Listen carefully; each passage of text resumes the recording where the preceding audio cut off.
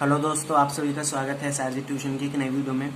आज की वीडियो में हम जो टॉपिक पढ़ने वाले हैं वो है कुछ लॉज जो दिए थे मेंडल ने अपने मोनोहाइब्रिड क्रॉस के बाद। मोनोहाइब्रिड क्रॉस के बाद उन्होंने जो ऑब्जर्वेशंस पाई उन्हें उन्होंने एज अ लॉ हमें दिया। ठीक है, तो आज की वीडियो में हम पढ़ेंगे law of dominance and law of segregation और जानेंगे कि लॉ ऑफ डोमिनेंस को यूनिवर्सल लॉ क्यों नहीं कहा जाता और जो लॉ ऑफ सेग्रीगेशन है उसे यूनिवर्सल लॉ कहा जाता है। सबसे पहले हम पढ़ते हैं लॉ ऑफ डोमिनेंस को। और लॉ ऑफ डोमिनेंस को पढ़ने से पहले मैं आप लोगों को बताना चाहूँगा कि अगर आप लोगों को किसी भी चैप्टर के नोट्स चाहिए क्लास 12th बायोलॉजी के, तो आप मुझे व्हाट्सअप कर सकते हैं। मेरा जो व्हाट्सअप नंबर है वो डिस्क्रिप्शन में गिवन है। तो चलिए स्टार्ट करते हैं आज की वीडियो को। सबसे पहले हम पढ़ते हैं स्टेटमेंट जो दी गई है लॉ ऑफ डोमिनेंस के लिए। Character are controlled by discrete unit called factor, now called alleles. तो जो करेक्टर्स हैं उन्हें कंट्रोल करा जाता है फैक्टर्स के द्वारा। फैक्टर्स बोला गया था मेंडल्स के द्वारा और आज के टाइम पे फैक्टर्स को हम रिप्रेजेंट करते हैं एलईडीज से।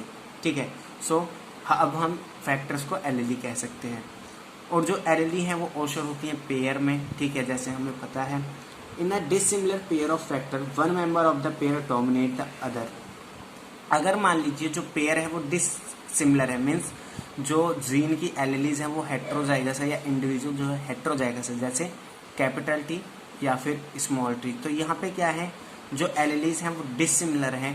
तो ऐसे में क्या होगा, इन दोनों में से कोई एक एलीली एक दूसरे एलीली को डोमिनेट करेगी और जो एलीली डोमिनेट करेगी उसे हम कहेंगे डोमिनेंट एलीली और जो एलीली डोमिनेट नहीं करेगी उसे हम कहेंगे रिसेसिव एलीली।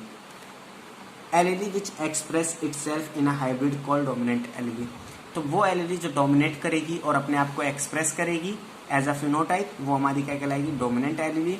और वो एलीली जो अपने आप को एक्सप्रेस नहीं कर पाएगी उसे हम क्या कहेंगे, रिसेसिव एलीली। इस लॉ का हम सबसे पहले एक्सप्लेनेशन समझते हैं।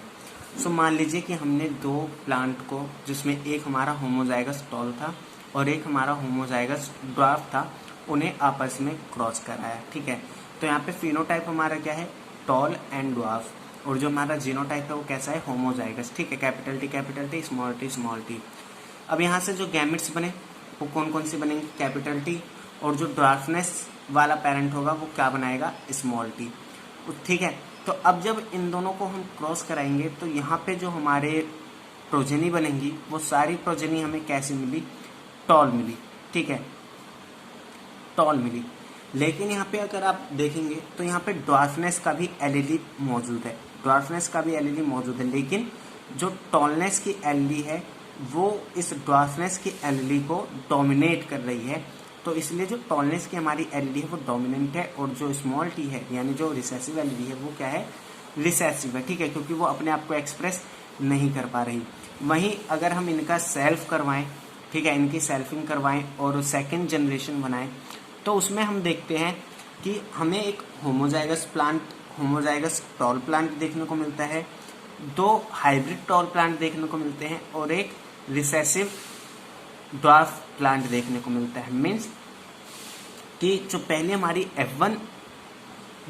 F1 जनरेशन बनी थी उसमें रिसेसिव एलीली मौजूद थी। ठीक है, क्योंकि जो सेकेंड जनरेशन है उसमें हमें क्या हो रहा है, एक ड्वार्फनेस प्लांट देखने को मिल रहा है। तो ये किस वजह से पॉसिबल है, क्योंकि वहाँ पे दो ड्वार्फ जो एलीली हैं स्मॉल टी वो मौजूद है। तो ये कब पॉसिबल होगा कि जब F1 जनरेशन में स्मॉल टी प्रेजेंट हो। ठीक है, या हम कहें ड्वार्फनेस की जो एलीली है वो मौजूद हो। ये एक्सप्लेनेशन है हमारा किसके लिए, लॉ ऑफ डोमिनेंस के लिए, जहाँ पे हम पहली जनरेशन में देखते हैं कि जो हमारी रिसेसिव एलीली है या हम कहें जो हमारी ड्वार्फनेस की एलीली है वो भी मौजूद है, लेकिन जो कैपिटल टी है, जो हमारी टॉलनेस की डोमिनेंट एलीली है, वो ड्वार्फनेस एलीली को डोमिनेट कर रही है। ठीक है, तो ये हमारा क्या हो गया, लॉ ऑफ डोमिनेंस। और जैसे हमने फिनोटाइपिक रेशियो पढ़ा था 3:1, 3 टॉल 1 ड्वार्फ, और जीनोटाइपिक रेशियो हमारा क्या आया 1:T यानी homozygous tall, 2T small T यानी 2 हेट्रोजाइगस टॉल और 1 रिसेसिव ड्वार्फ। ठीक है, अब हम बात करते हैं सिग्निफिकेंस की, कि लॉ ऑफ डोमिनेंस का सिग्निफिकेंस क्या है। पहला, explain why individual of generation express trait of only one parent. ये हमें बताता है कि F1 जनरेशन में जो इंडिविजुअल होते हैं वो एक ही पेरेंट के ट्रेट को एक्सप्रेस क्यों करते हैं, क्योंकि जो पेरेंट डोमिनेंट होगा वो अपने आप को एक्सप्रेस करेगा। Law of dominance able to explain the portions of 3:1 in F2 individuals. और ये भी बताता है कि F2 जनरेशन में 3:1 का जो हमारा फिनोटाइपिक रेशियो आता है वो किस वजह से आता है। ठीक है, it indicate why mixed population is superior as it hide many of defective recessive allele. और ये हमें बताता है कि जो मिक्स्ड पॉपुलेशन मीन्स जो हेट्रोजाइगस हमारी एलीलीज होती हैं या इंडिविजुअल्स होते हैं वो ज्यादा मात्रा में या ज्यादा सुपीरियर क्यों होते हैं, क्योंकि जो डिफेक्टिव रिसेसिव एलीली होता है उनके कैरेक्टर्स को या हम कहें उनकी एबिलिटी को ये हाइड कर देता है। अब हम बात करते हैं एक्सेप्शन की। तो लॉ ऑफ डोमिनेंस में दो एक्सेप्शन है, जिसमें एक हमारा है इनकम्प्लीट डोमिनेंस और एक हमारा है कोडोमिनेंस। दोनों को हम एक एक वीडियो में पढ़ेंगे। ठीक है, सो ये एक्सेप्शन होने की वजह से इनकम्प्लीट डोमिनेंस एंड कोडोमिनेंस, ये जो दो एक्सेप्शन है लॉ ऑफ डोमिनेंस में, इन दोनों एक्सेप्शन की वजह से जो हमारा लॉ ऑफ डोमिनेंस है उसे हम यूनिवर्सल लॉ नहीं कहते हैं। ठीक है, तो ये क्वेश्चन कई बार बोर्ड एग्जाम में 1 मार्क्स में पूछा जाता है कि why law of dominance is not a universal law. तो आप क्या कहेंगे, because of its exception incomplete dominance and codominance law of dominance is not a universal law. ठीक है, सो अब हम बात करते हैं लॉ ऑफ सेग्रीगेशन की कि ये होता क्या है। According to law of segregation, 2 allele of a gene controlling each character stay together in individual, but during gamete और spore formation the allele of a pair segregate from each other so that a gamete और spore carry only 1 allele of a character.